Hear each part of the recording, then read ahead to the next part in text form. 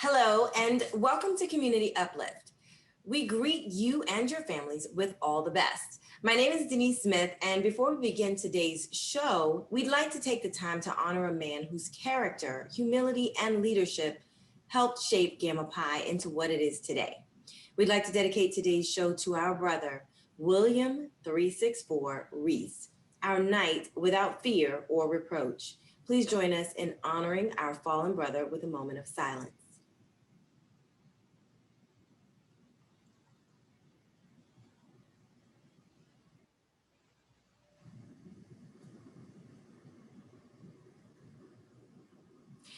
Thank you. From us here at Community Uplift and the Gamma Pi chapter, we're sending heartfelt condolences to the family of Brother Reese. We'll be right back with more of Community Uplift.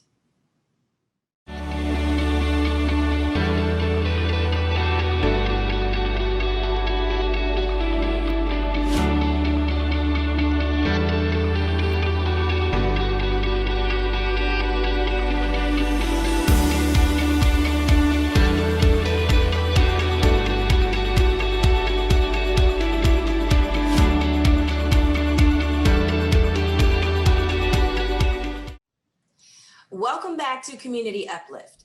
Our world and community continues to face a historic pandemic, and while over 2 million Marylanders have been vaccinated, we must remain vigilant against COVID-19. Today, let's sit down with Dr. Mohan Suntha, CEO of the University of Maryland Medical System and brother of Omega Psi Phi. We'll hear his information on coronavirus and the need to get vaccinated. Also, he's leading the upcoming opening of the new hospital in Prince George's County. Looking forward to hearing about that. But first, please welcome Gamma Pi Basilisk Stephen Walls for an update on Gamma Pi's efforts in the community during this tough time. Brother Walls, thank you for coming back to join us today. Good evening, Denise. Great to be with you once again, and thanks for having me. Yeah, so I understand that, there's more sad news. And, after Tony Lee, another phenomenal member and brother passed recently. And I know that it was even all of a sudden. So while he was serving in the fraternity, how are you all doing? Well, as you mentioned, we're still on the crux of grieving the loss of our immediate past bosses, Anthony Lee. And no sooner than roughly 118 days later, we're now grieving the passing of another stalwart brother who we refer to affectionately as Brother 364. That was his life membership number in the fraternity, but his name was William Reese. And to say what he did would be a disservice. He did everything in the fraternity. He was our fraternity center manager. He was an integral part of our Project Enrich team, and he was a brother's brother. Is really how you could sum it up. He always told you what he thought, and if he didn't cuss you out, that means he didn't like you. He ended up passing away actually during our Project Enrich program on May 1st. He was giving opening remarks for the closing program, and he finished his remarks, and then he stepped away from the camera. And later we found out that the paramedics had come and he was unresponsive, and they couldn't revive him. And he is going to be a brother that is going to be sorely, sorely missed. He was really part of the heartbeat of our chapter. Yeah, that's so sad, and I'm so sorry to hear him before. And he was certainly, I know that he will be missed among all of you, and so you have my condolences. Thank you. So you guys have been very busy already, continuing with your food drives. Can you tell us a little bit about what's going on there? Sure. So as you mentioned, we're still having food distributions all over the county. Offhand, we've done Spring Hill Elementary School, Longfield Elementary, the Foundation School, Duval High School.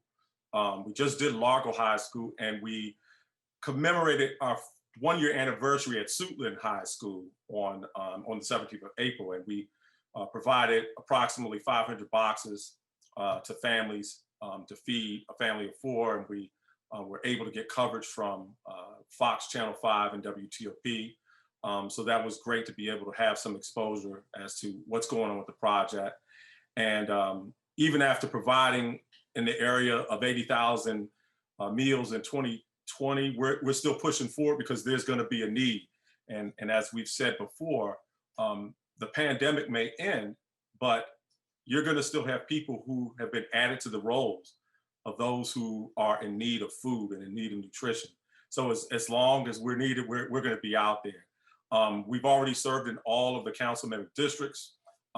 We are going to focus within the next couple of weeks on districts 9 and 8. So we're going to have some distributions in those districts. And we've also have distributions scheduled and already planned and already executed in a number of the libraries in the Prince George's County Memorial Library System. So that's going on. And what we've also tried to incorporate is some vaccine distribution. So we partnered with St. Paul this past Saturday to have a vaccine distribution and a food drive. And we're going to do it again next Saturday, May 8th. We're going to do the exact same thing, have a vaccine distribution, mobile units on one side and a food distribution on the other side. You all are doing really good work. I mean, the food drives, when did you start those? Was it from the very beginning of the pandemic? So it was at the very, very beginning. I want to say our very first one, first formalized one was April 18th of last year. So really from the onset of the pandemic and the closure of all the facilities is when we really started. Yeah, well, thank you so much for what you're doing in the community, because obviously there is a need. I know that there's a lot of food drives going on all across the county, so we need every bit of help, and I know the community is grateful as well. What about some of your other projects? What do you have going on? So as we've shifted, of course, from a in-person program point of view to a virtual program point of view, Talent Hunt, our annual Talent Hunt demonstration took place virtually, and we had a very successful one in March. We had close to 2,000 views plus a live stream on Facebook, and it was actually a great experience, even though it couldn't be in person. It was different, but it was great nonetheless. We declared our overall and category winners, and once again, another great job by our Talent Hunt chairman, brother Dr. Leroy Barton, Jr. I know it's an adjustment going from in-person events to virtual events. Are you adjusting to that? Well, I mean, I am a big fan of being in person with people, and I know that it can be difficult, and then technology can just present a hiccup sometimes, right? Right. I think we've gotten over kind of the bumps and bruises when we initially started. I think like everyone else did when it comes to virtual and video conferencing in general. You know, a pure example is that is even with Project Enrich. So normally Project Enrich is in person at Bowie State University, but this time what we've done is that we've sponsored virtual campus tours. So we've had a bunch of tours with Norfolk State, North Carolina A&T, and Howard University. Various speakers have come in virtually and given their success stories. We are proud that we helped make history when we had as a guest speaker the first Black female football referee, Mia Chaka, who a month later became the first full-time Black female ref for the NFL. And the good part about virtual, of course, is that you could get people from thousands of miles away to participate. So we were lucky to be able to cap off a great year, and everybody is itching to get back to the in-person environment at Bowie State. We also did our Christmas in April program. That was the one program where last year they, because of the pandemic, they stopped it, but this year they allowed it to take place. They limited the amount of people that could participate. But we worked on a local house in the county in April, and that's one of our favorite projects because everybody gets to come outside into the spring weather after the long, cold winter. So we've been doing that for a couple of decades now. Awesome. Okay, and anything really quick, anything that we can look forward to coming up? Absolutely. We're getting ready in a couple of weeks to enter into our district conference. It'll be our 73rd district conference. Again, it'll be virtual.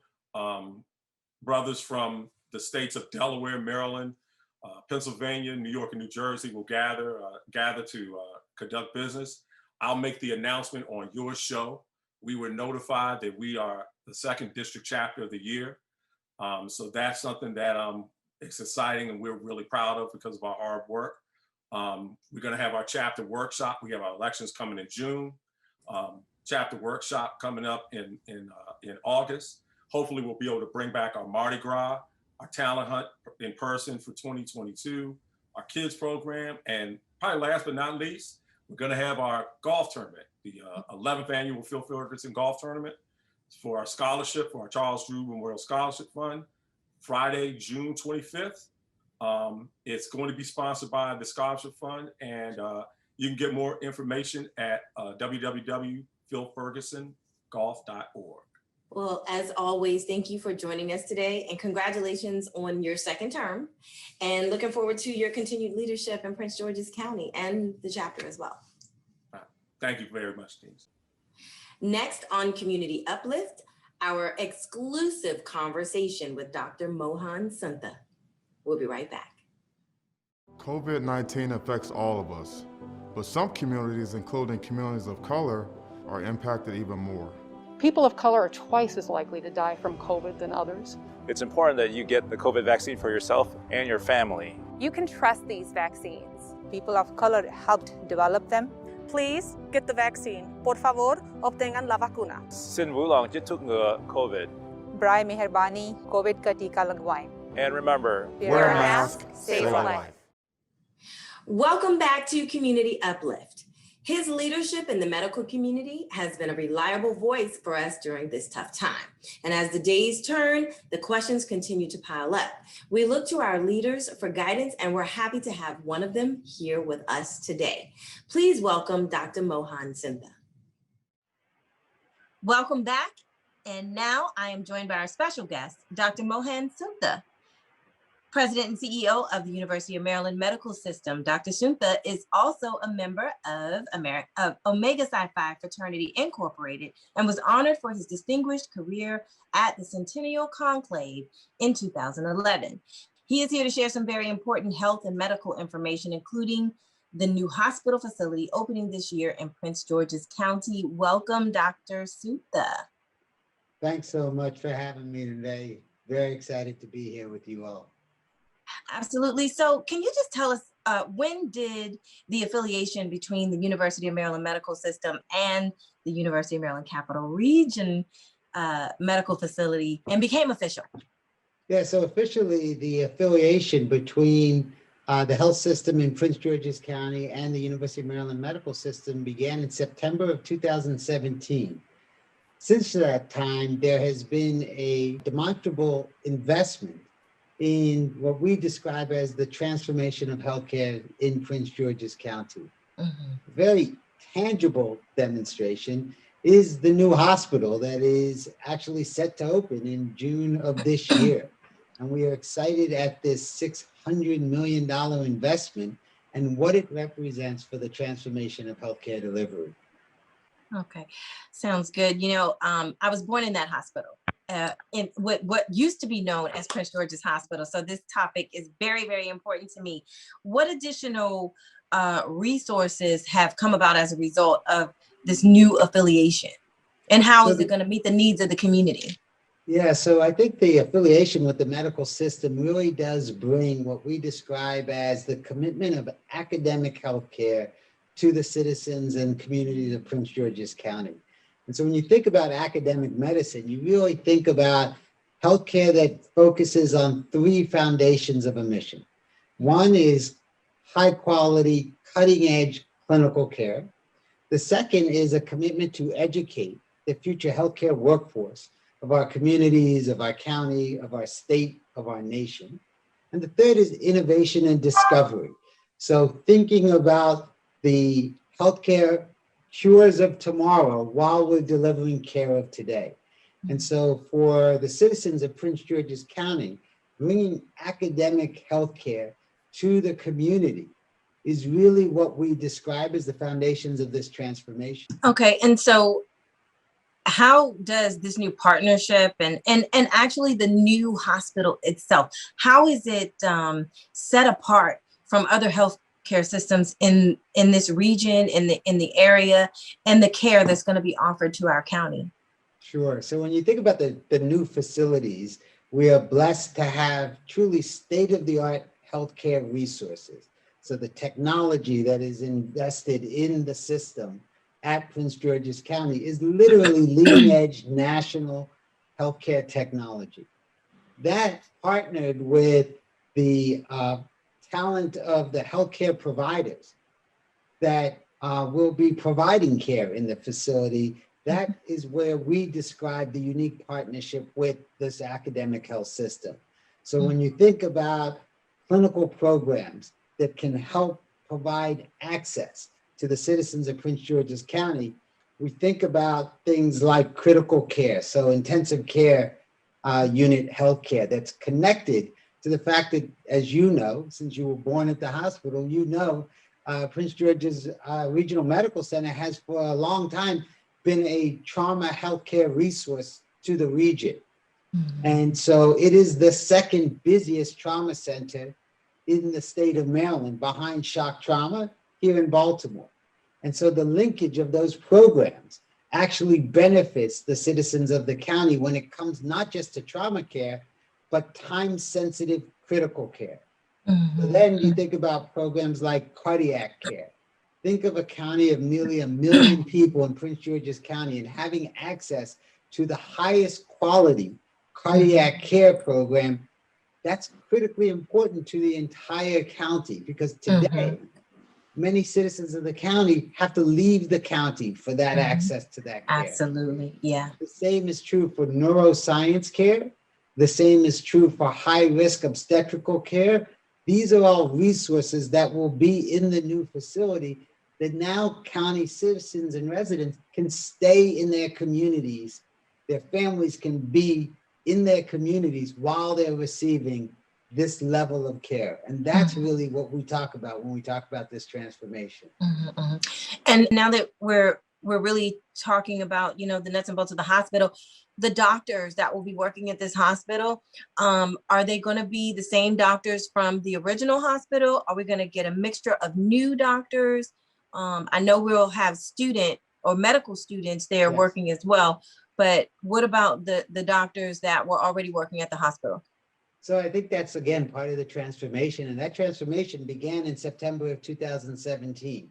So today, the physicians that have come as part of this partnership with Prince George's County includes heart surgeons and anesthesiologists and emergency room physicians and pediatric intensive care doctors, neonatal intensive care physicians, all examples of where the partnership with the University of Maryland, the School of Medicine of the University of Maryland, has brought physician talent into the community.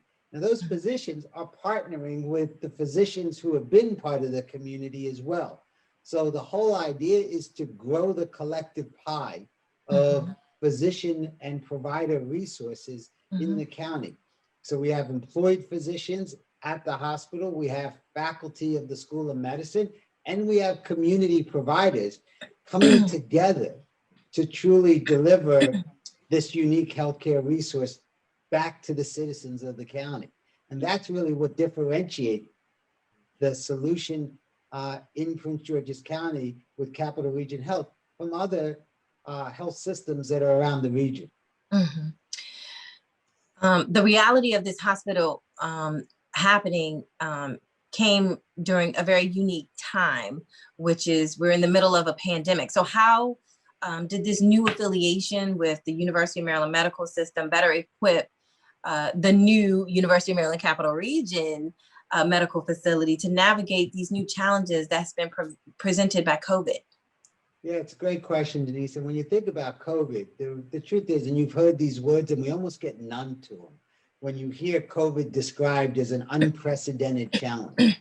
Well, nowhere in the state of Maryland has that been more of a reality than in Prince George's County.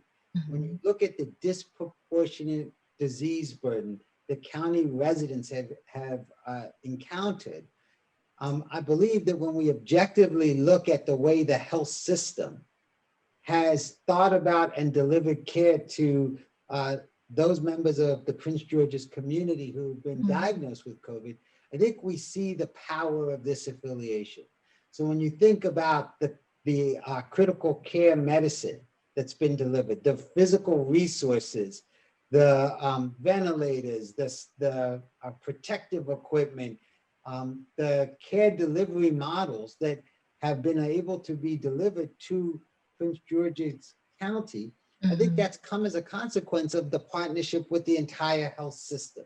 So when you think about, again, so far through the first over a year of dealing with this pandemic, the resources that have been brought into the county as part of this partnership with the health system reflect how we think about healthcare being delivered in the future. We will get past this pandemic. We will get over the surges, and we will again be faced with thinking about how we want to transform healthcare delivery by focusing on high quality care delivery and objectively measured. When you look at how the citizens of the county who have had to be admitted to the health system within Prince George's County, I think they benefited from the expertise that comes with the University of Maryland medical system and School of Medicine partnership. In your opinion, is the worst of COVID behind us, and has it changed you as a leader in the healthcare system? So again, you know, I love to say that I'm an optimist at heart. I'm also a physician, and I believe I understand the science of COVID. And what I see is that we are clearly at a point in this pandemic where there's lots of reason to be optimistic.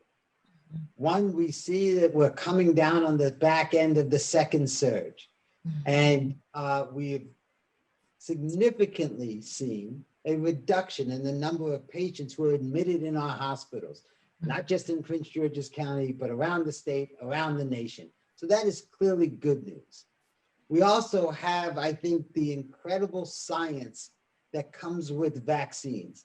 And those vaccines represent a dramatic hope for our path forward through this crisis. But I think we have to be able to also recognize that this crisis has also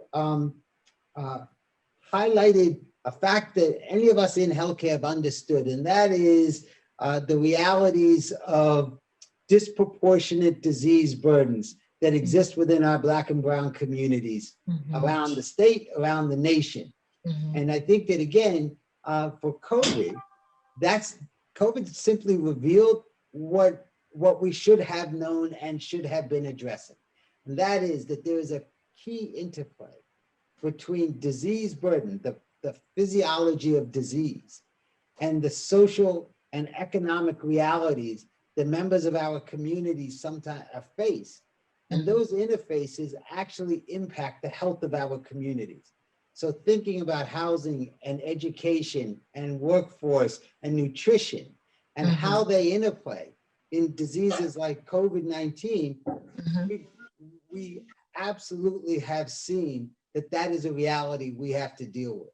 But yes, I believe that we have an opportunity here with vaccination to see our way past COVID-19. And so a key part of vaccination is making sure there's equitable access to vaccine, that we conquer the digital divide, that we think about transportation, and we educate our communities about the science of vaccine and get away from the politics of vaccination.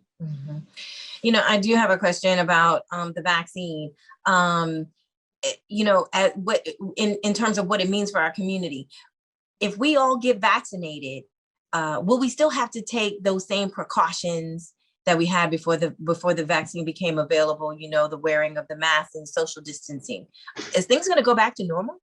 Yeah, so it's a great question. And what I would say is right now, as you get vaccinated or your loved ones get vaccinated, the truth is right now, social distancing is still an important part of the solution, because we have to get to a point where enough of our communities are vaccinated that we actually create what's referred to as herd immunity.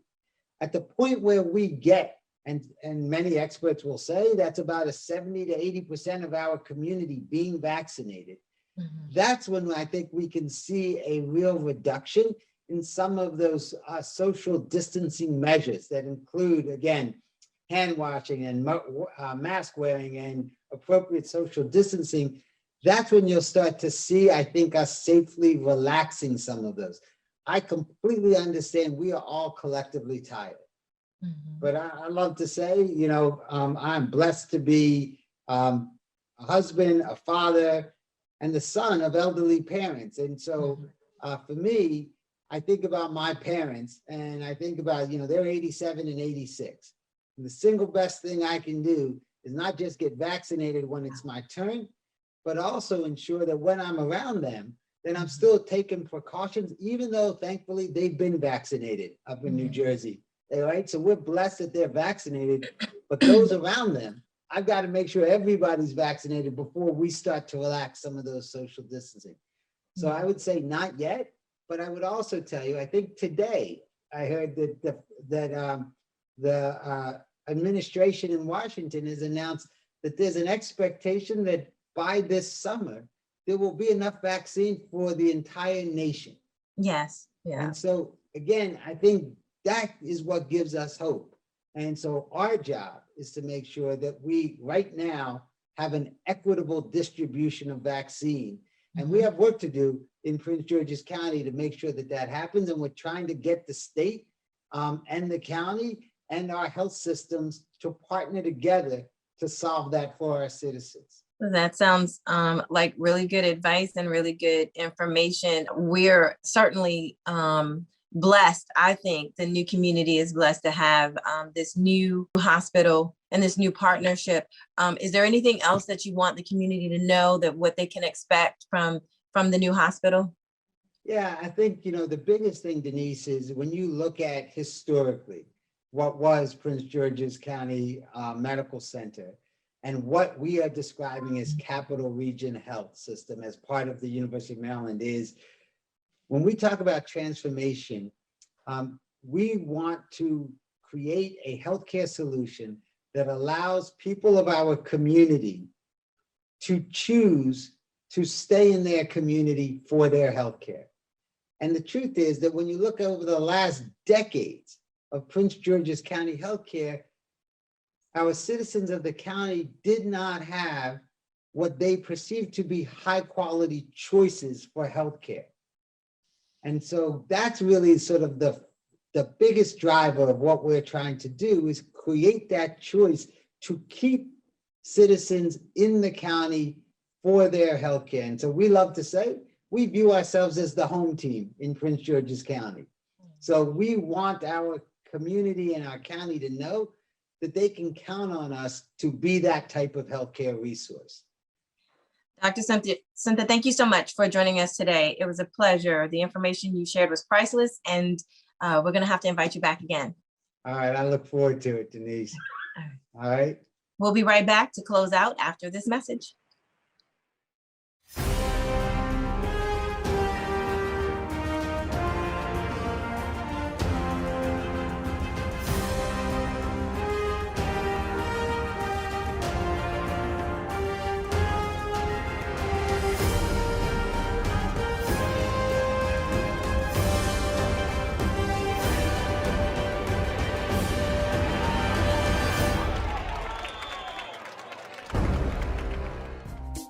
Well, that's a wrap for us. It's been a pleasure having you along for the ride on this episode of Community Uplift. If you've missed anything or want to revisit the show, head to GammaPi.org. Also connect with us on Twitter at GammaPiQs and on Facebook at Gamma Pi Chapter. We're also on YouTube, and just search Gamma Pi Chapter. For all of us here at Community Uplift, thank you for tuning in to today's show. I'm Denise Smith, and we'll see you next.